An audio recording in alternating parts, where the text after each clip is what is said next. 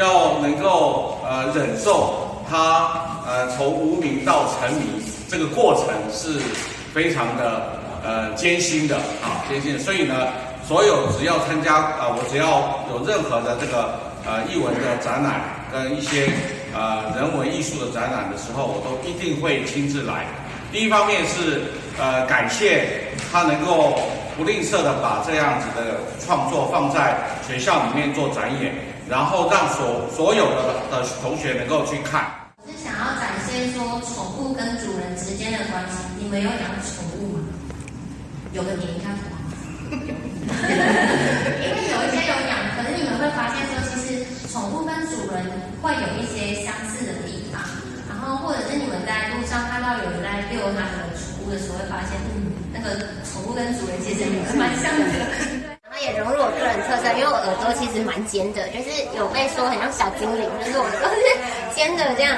然后这一张其实我本来当初在画的时候，就是也是透过眼神的感觉，然后让人家觉得很空灵。我会想要让人家看到这张作品的时候，会跟着他一起发呆，就是瞬间放掉一些自己就是大人间的就是繁忙啊，然后会觉得说哦，瞬间有点找到自己童心初心的感觉。他的眼神一直都会盯着你看，这边的可能比较没有，比较。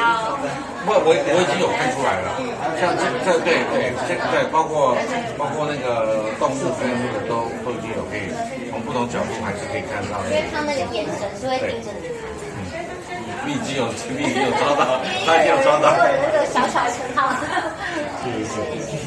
当初在设计的时候其实蛮恐怖的，就是那个一边整个都是毛，就是看起来是蛮可怕的。然后后面就是做比较多尝试之后，就是抓那个神韵，然后去做。